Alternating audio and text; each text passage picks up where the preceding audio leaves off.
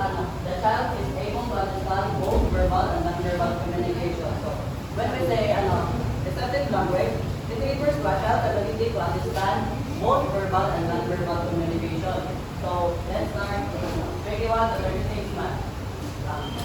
Speak in simple sentences. It is at this age, children can use sentences with 3 to 4 words such as I want juice or the dog is barking. And the second one is talk about an event that is understood. They can share simple information or describe past experiences such as Greenwich Park and the caregiver can understand them.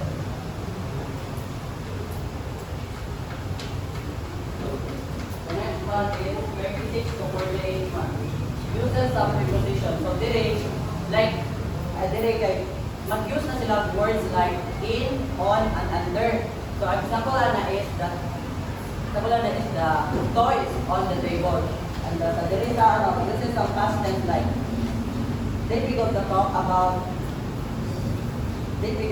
that have already happened. So example na is I play with blocks. It is a 46 to 60 months. They draw and tell a story about this drawing. So example na is kanang nag-drawing ang bata of picture, nag-drawing ang bata o kanang house of tree. So kanang iyang i-describe na ako. Ang house daw is kanang ilangan while ang atong tree is kanang dira na puyo. Dira the live ang bird. So free reading and free matching. The child is able to match identical objects, colors, shapes, and symbols. So 31 to 36 months, or 2 to 2.5 to 3 words, like 3 years old. 2.5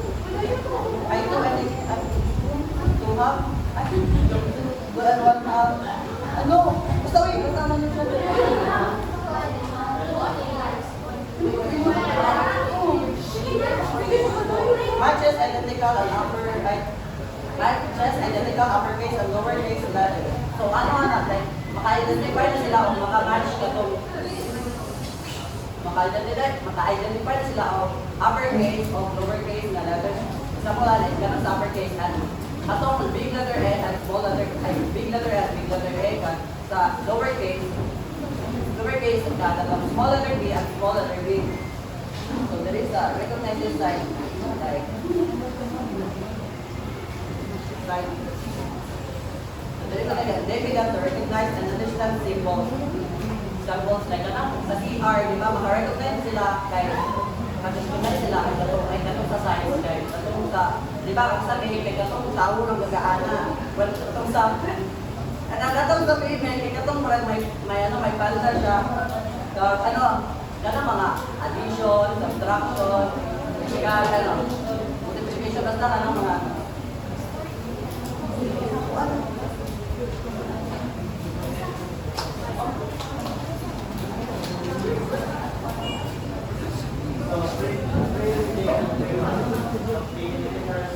numbers. The next one will go. The child is able to recite the alphabet and numbers. So the number is ang bata mag-recite sa alphabet. Alphabet ay kaya ito ay approximative dahil magkuhan sa number sequence. So 27 to 48 months or 3 to 4 years old. Writes academic letters with model. With some reversal, so makasulat na sila ko mga letter na yung kailangan na i-realize. So, dapat po mapuna niya na yung pwede nila ibalik-balik.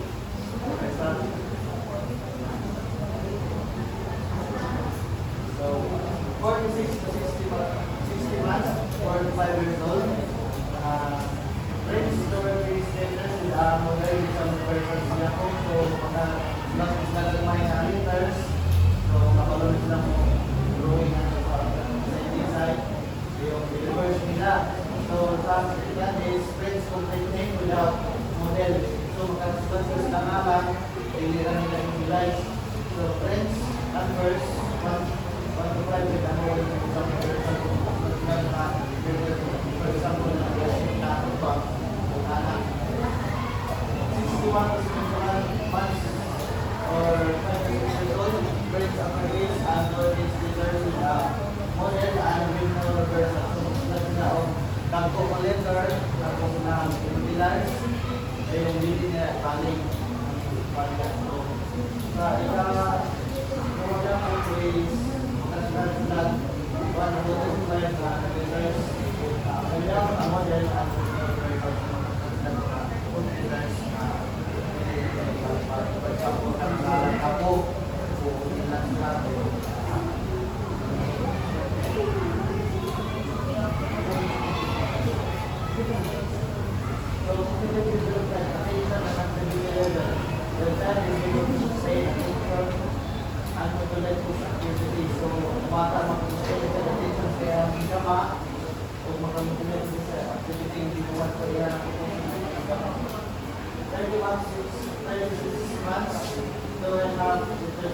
years old.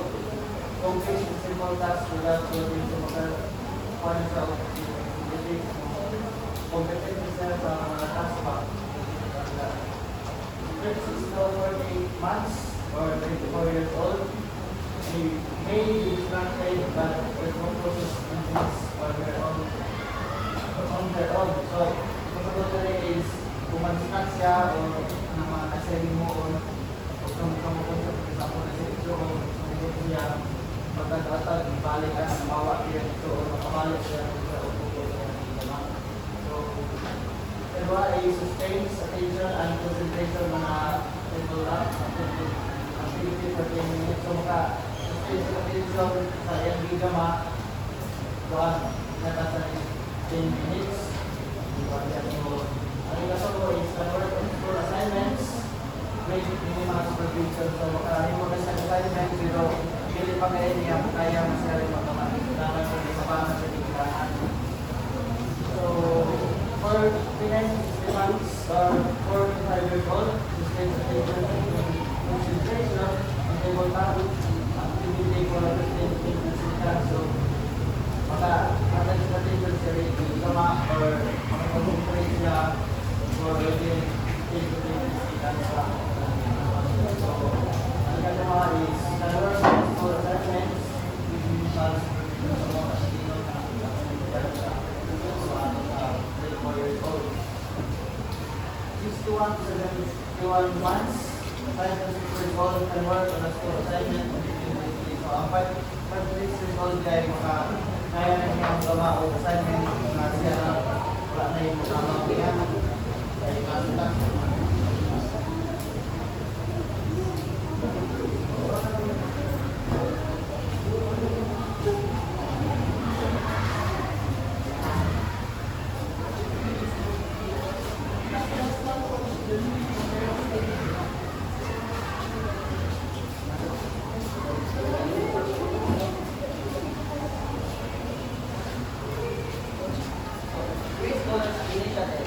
Erickson's perspective on initiative highlights the emotional and social changes in preschoolers who face the psychological conflict of initiative versus guilt. So when we say initiative versus guilt, it is crucial to remember that these words and interactions can hurt preschoolers at this vulnerable stage, highlighting the importance of a happy childhood. So when we talk about initiative versus guilt, in this stage, preschoolers take initiative na trying out sila o mga new things.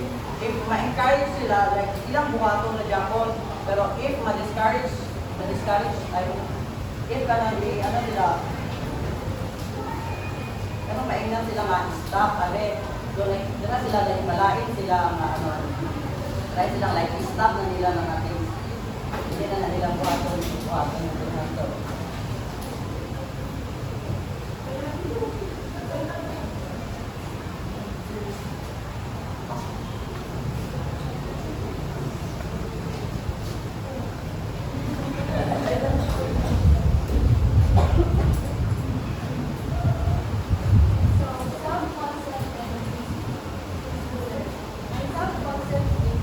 Research shows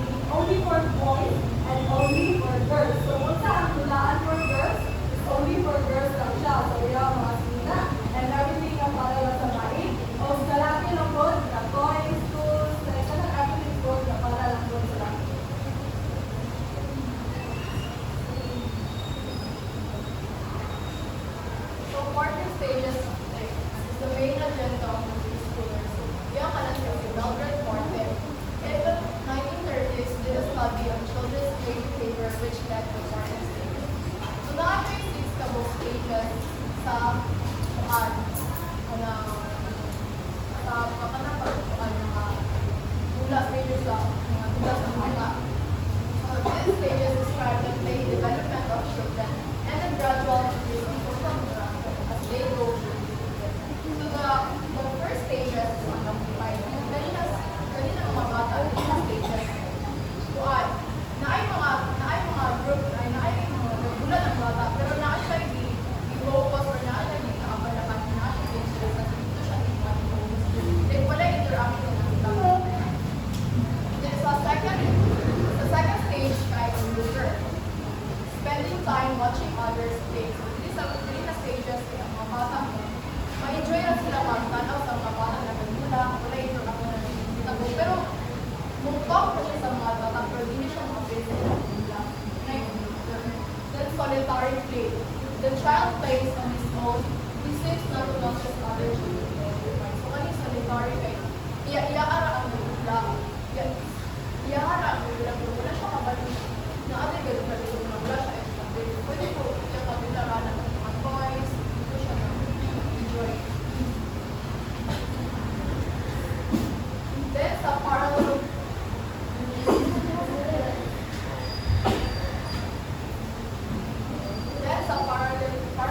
play, the child plays with toys similar to those. So kaning parallel kay iya kadula ay itawag mga madulaan niya madula. Enjoy siya madula. Mas prefer siya madula sa mga toys kaysa sa mga tao na interaction. So associative play, there is a stages sa itang life kay nana interaction na nakita po, communication sa iyang mga friends, pero di ba sa dulang naman siya na yung rules. Kanina associative play, ito na sila alubino, dayon sa last na stage kay cooperative. Kanina cooperative kay nana interaction, dayon communication, and at the same time nag-build na po sila o rules and mga roles na. So, ba't ka na like role-playing gani na ikaw hindi ka mo-opera ka, ikaw naging mama. Yan na, muna yung sa cooperative. Mag-cooperate sila para mapapad sila. Dayon, sa friendship and preschools. Preschoolers become interstate through friendship. Preschoolers can practice different scenarios like being a leader.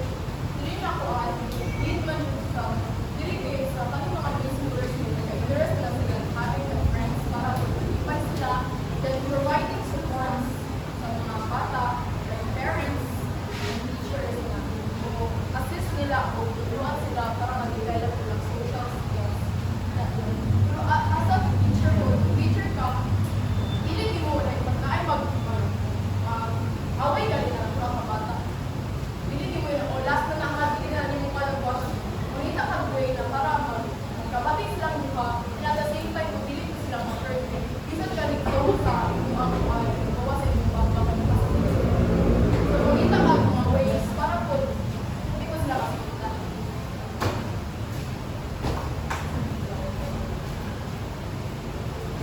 So, caregiving styles, it affects the social emotional development of the children. So, ang caregiving styles is mo sa pakita nito sa mga bata o sa mga pagtagan, masulong mo.